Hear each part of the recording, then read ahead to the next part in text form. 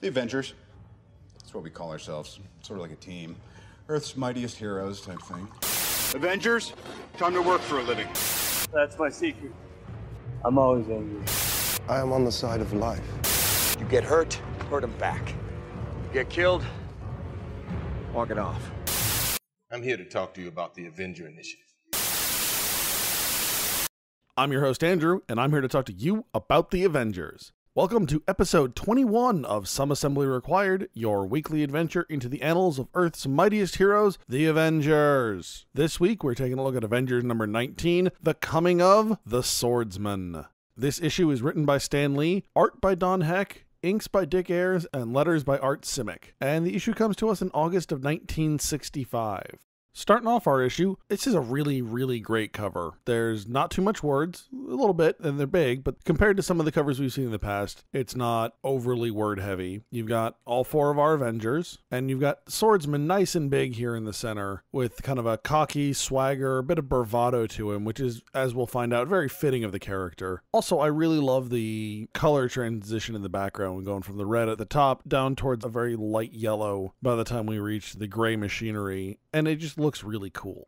Starting off the issue reminds me quite a bit of the opening of Richard III. We have a very Shakespearean opening here. And when I say Richard III, for those who don't know the play, Richard III opens with a great speech, "Now is the winter of our discontent." And Richard goes on to explain the whole situation that he's in. But then he basically says, because I can't be happy, I'm going to be a villain. So he explains his entire plan for the play right up front to the audience. And that's similar to what Swordsman does here. He tells us that he wants to become an Avenger because with an Avenger's ID, he'll be able to get away with anything. It's a fairly simple plan, but he's very upfront with it. As we'll find out, Swordsman is very self-absorbed and a little egotistical, even borderline narcissistic. Lots of swagger, lots of bravado. And that's not a bad thing. I love a character with a good swagger. I love Captain Kirk, for example. I mean, a lot of us think of him from like the Star Trek movies, which is kind of different. But if you go back and watch the original series, I mean, Kirk really has an air to him that it's understandable why he is the captain and why women just fell for him on the show.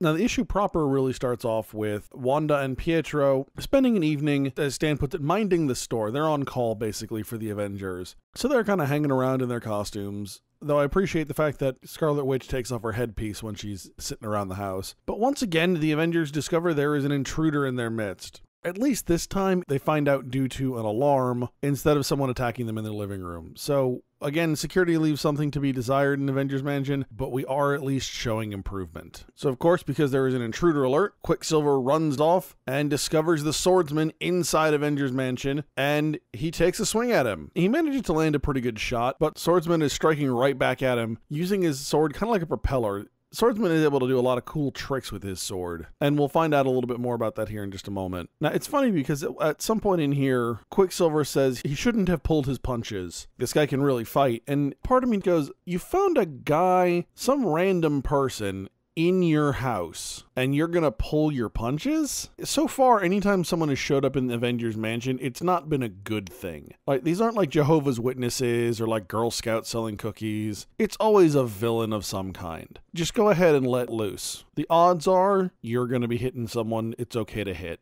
Now, through this fight, we get to see Scarlet Witch use her powers, and for the first time, at least in Avengers, we get to see her powers kind of go awry in that she uses them on Swordsman. However, they also have a deleterious effect on Quicksilver, causing him to slam into some of the computers that are in the room they're fighting in. So it's one of those things we'll see certainly more and more as the years go on. Wanda's not entirely in control of her powers, and her powers are not always going to be used for good. And I don't mean that she'll be evil, although there are times that will happen since that is such a common superhero motif, but just the general fact that because she can't control them, at times they will affect her allies as well as her enemies.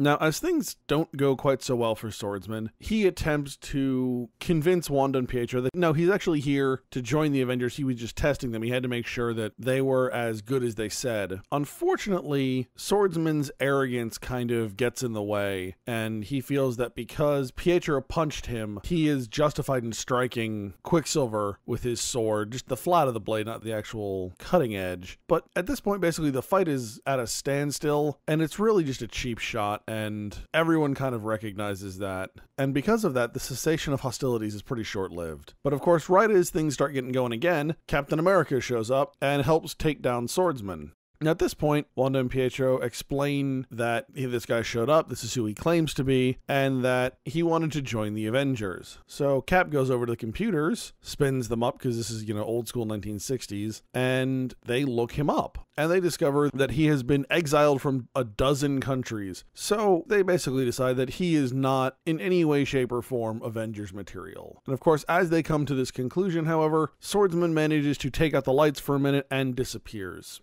Now, while Wanda and Pietro have been, like I said, minding the store, they were getting a little stir-crazy. And Cap recognizes this, so he says, no, if you guys want to go after him, you're probably not going to find him, but if you guys want to go, I'll stay here and I'll keep an eye on things. And so Wanda and Pietro take off after Swordsman, and we get a Captain America training montage. And Cap's letting off a little bit of steam here, too, because he's frustrated that, once again, Nick Fury has still not answered his letter. Cap is just so anxious to get back into the real world, so to speak, and instead of just being a costumed adventurer, that it's really starting to bug him that he hasn't heard anything back from Nick Fury. Now, as it turns out, Nick Fury is nowhere to be found, and we'll see a little bit more of that in just a minute here. But that's the reason. It's not that Nick's been ignoring Cap, it's that Nick has not looked at Cap's letter. So while Cap is training, Hawkeye comes down, and Cap relays what has happened to Hawkeye, and Hawkeye is really stunned at Cap's revelation. And Cap wants to know, well, have you heard of this guy, the Swordsman? And we find out that Hawkeye has, in fact, not only heard of Swordsman, Swordsman practically raised Hawkeye. Hawkeye is an orphan, and as a kid, he used to hang around circuses and carnivals and whatnot, and he met Swordsman, who kind of took him under his wing, and it's not explicitly stated, but the implication here is that Swordsman is the person who trained Hawkeye in how to use a bow. Hawkeye really idolized Swordsman.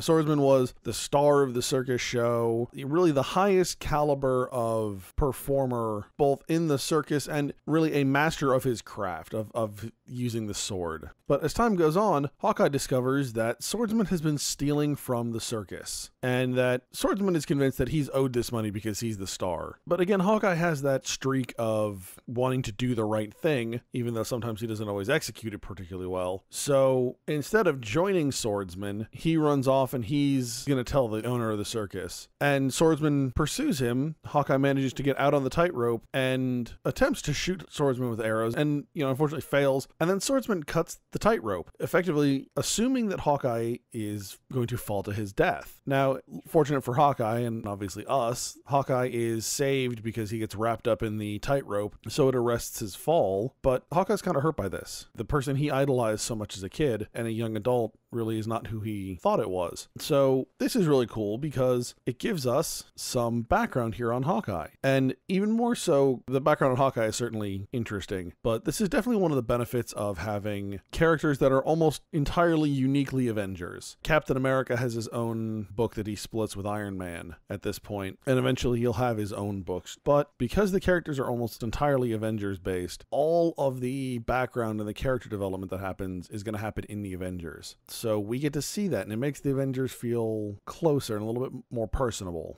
So remember how I said that we were going to talk about the letter to Nick Fury here in just a moment? Well, that moment has arrived. So as Hawkeye is finishing up talking to Cap, we see some diabolical Hydra agents spying on Nick Fury's office. And sitting on Nick Fury's desk is a letter from Captain America. Of course, a letter from Captain America to Nick Fury, that's worth a look to the Hydra agents. So they use a teleportation ray and obtain the letter off of Fury's desk and read it, only to really find that basically Captain America begging for a job, and it didn't have Nick Fury's location like they'd hoped it would. Because like I said, Nick Fury is nowhere to be found at the moment, and so Hydra's looking for him. So in frustration after reading this letter and finding out that it contains no useful information, the Hydra agents throw it out the window, and it's picked up by a passerby. Now, what we find out is that this passerby is a local card shark, and at a back alley card game, it comes to his attention that Swordsman is looking for information that will allow him to trap an Avenger, and he'll pay $1,000 for it. Remember, in the 1960s, that's a ton of money. So this guy's going to be all over that. He's got a letter from Captain America to Nick Fury. Swordsman's got to pay for that, right? So he immediately tells his buddies, deal me out of this hand. He's like, I gotta take care of something. And he runs off and finds the swordsman, who promptly takes the letter and refuses to pay until after he has trapped Captain America. Again, we see swordsman, really, it's all about him, right? He says, oh, I'll pay $1,000. And then when he gets the information, he says, I'll pay you, later once I've trapped him, once the information's actually useful to me. Very disingenuous. Really, he's kind of the only person that matters in his own universe. So a day goes by and we cut back to Avengers Mansion and we see Cap jumping for joy because Cap has received a letter from Nick Fury. Now what you and I know is that obviously this is a fake letter sent by the swordsman, but Cap is convinced that it is the real thing. And more than that, Cap is just so excited because it is exactly what he wants it to be. It is a job offer. So Cap then goes on to explain this to his fellow Avengers, and they're kind of hurt. And Cap gets a little snippy with them. They're saying, what gives you the right to be a part-time Avenger? And Cap says, my entire life gives me the right, mister. When you can point to a record like mine, then I'll discuss it further with you.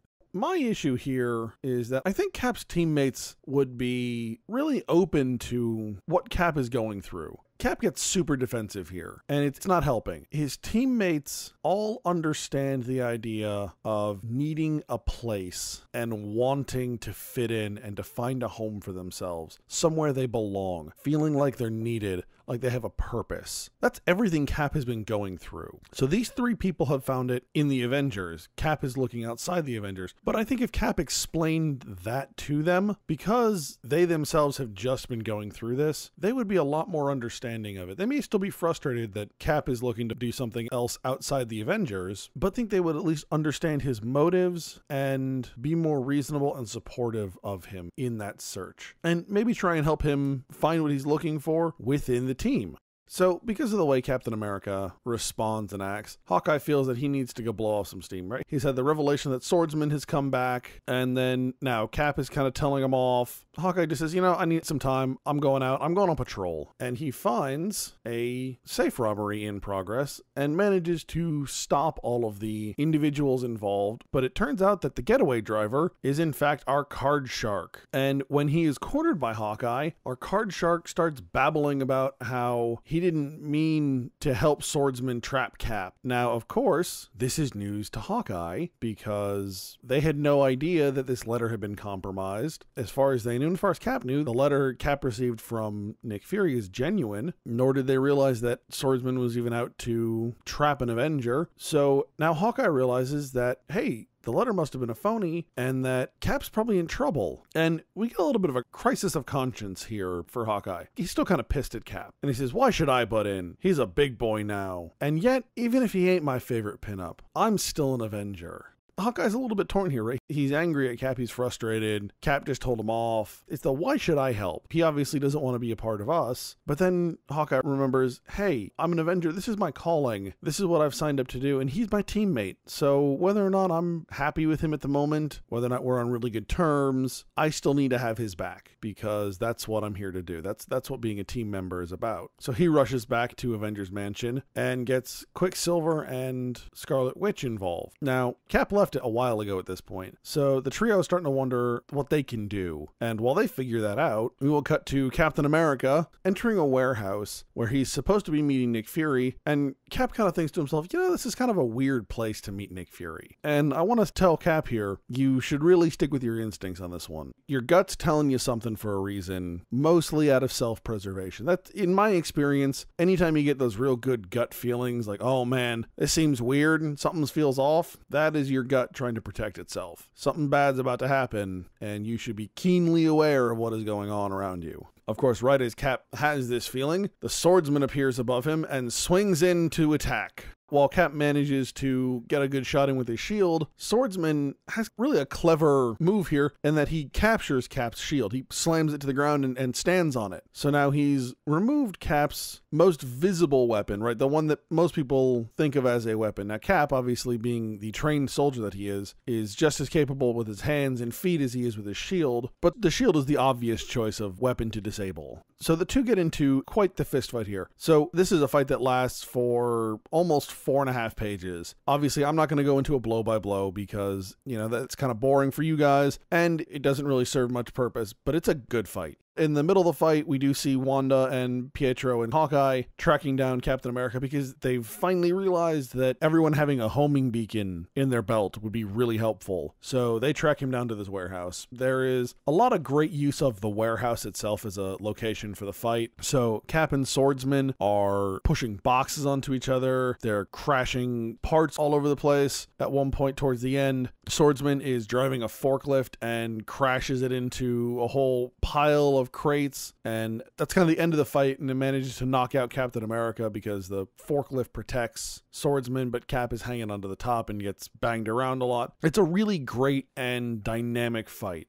So I've used the phrase a dynamic fight a number of times, and I realize I haven't explained that very well. So I figured I'd take a minute just kind of explain to you what I mean by that. What is a dynamic fight, and how is that achieved in comics? Really, what I mean by a dynamic fight is that the panels and what's going on convey a sense of action, a sense of motion, right? You can choreograph a fight scene in a comic where the characters feel very static. They go from pose to pose to pose, but you, the reader, have a hard time connecting those poses with the motions in between, right? It's kind of like looking at a connect the dot drawing without any of the dots connected. Maybe you can kind of see, kind of make out what it is, but once you connect those dots, the picture becomes so much more clear. And that's the case when I talk about a fight being dynamic, is that based on the action and the panels that are in front of me, I can mentally connect those dots and make the picture even better than it already is.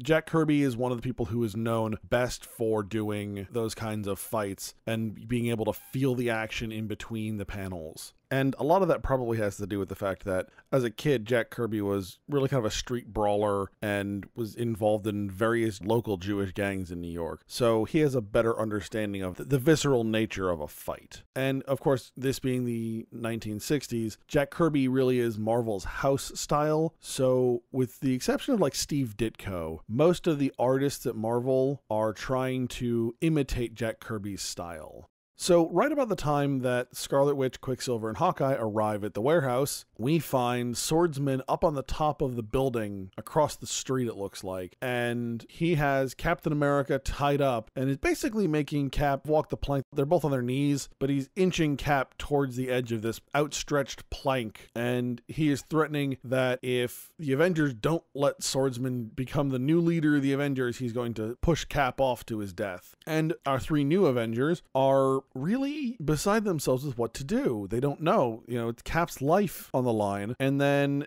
just as they're trying to come to some kind of decision, Cap makes the decision for them. Cap actually throws himself off of the plank. And our issue ends. So the last three panels kind of go like this. Says, we're too late. The swordsman pushed him. No, he didn't. I saw it. Cap jumped. He did it for us so that we wouldn't surrender. And that's where the issue leaves off, with Cap plummeting through the air and the three new Avenger members staring rather dumbfounded at what is going on. So obviously next issue we'll pick up there, and it's a good issue. I see without getting too much ahead of ourselves, but kind of a thrilling end here.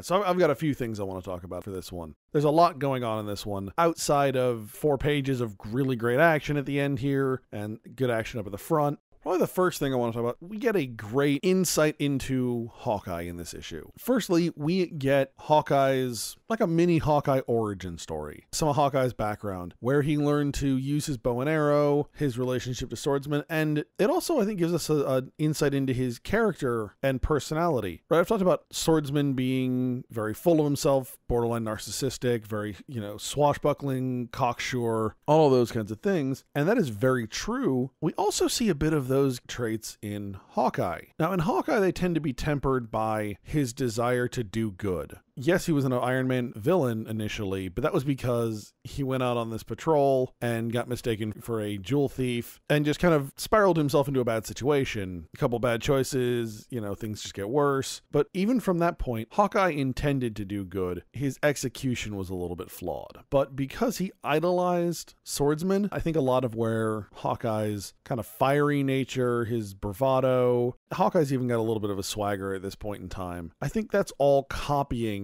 from Swordsman. It's also a really interesting little kind of mini story in there, and the idea of I'm sure you've heard people say never meet your idols. The idea is that you shouldn't, because they'll never live up to the standards that you have set for them. They're never as good a people as you think they are. Well, in this case, Hawkeye learns that because, this is the man he looks up to, and then he finds out he's stealing from the circus. And he finds out that the man he wants to be like isn't a good person. And, Hawkeye's got to come to terms with that. And to a large extent, it's actually clear to me that he really didn't, or really hasn't come to terms with it yet.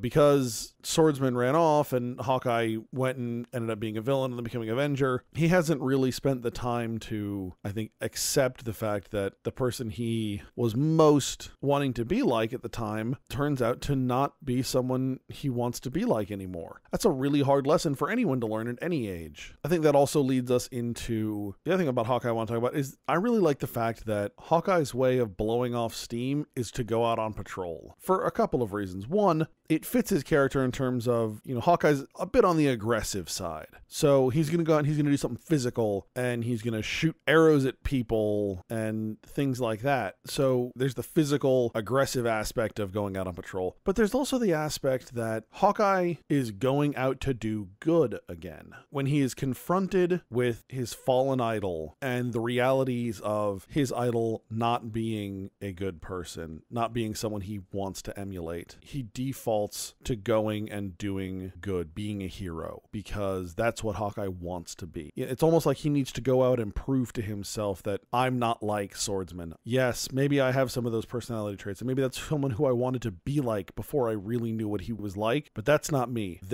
Me going out on patrol, me stopping a robbery, me putting the bad guys away. That's who I am. So going back on a point I made a little bit earlier, I love the fact that, and I really do, just absolutely love the fact that the Avengers at this point are almost self-contained within the Avengers book. Again, with the exception of Captain America having a split title with Iron Man now, and then in the near future will have his own solo title. It allows all of the Avengers' important stuff to happen in the Avengers. In the past, with the previous team, most of the important character development stuff, the backstory and all that, happened in their solo books. And there's nothing wrong with that, right? That's kind of the purpose of solo books, is to focus on one character. In a team book like this, obviously you want to spread the love around, right? You want to focus on all the team members at some point or another, right? That's one of the things, kind of one of the benchmarks of how good an Avengers series is really how well they manage to balance all the different team members. And in fact, that same kind of thumb rule can be applied to really any team book, whether it's Justice League and DC, whether it's X-Men, Avengers, doesn't really matter. The teams really live or die on how well and how important every team member is. If you've got one or two team members who are the sole focus of the book and then everyone else is kind of background characters, it doesn't really work very well. If you can make me care about the whole team, especially with a large team, then you're really doing something good when it comes to writing. But again, getting back to my original point, all of this happens in the Avengers book. So I have to read only one book to get more out of these characters. Yeah, they'll show up in other books and they'll get little one-shots or short runs in anthology books, and eventually a lot of them will get their own solo titles for some period of time. But I love the fact that I can read the Avengers book, and the more Avengers I read, the more in-depth about the characters I get. I care about these characters more. The book feels more personable and less sterile, right? It's not just about the problem at hand, it's about the characters too. Whereas with the previous team, I liked the team. It's the classic Avengers lineup. They're great. But the fact that all of the really personal moments are happening in their solo books means I